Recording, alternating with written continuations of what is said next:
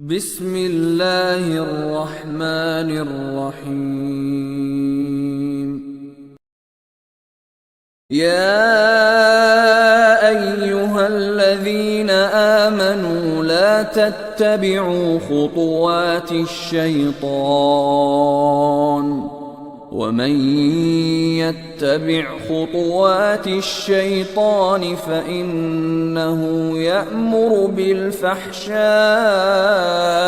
والمنكر، ولولا فضل الله عليكم ورحمته ما زكى منكم من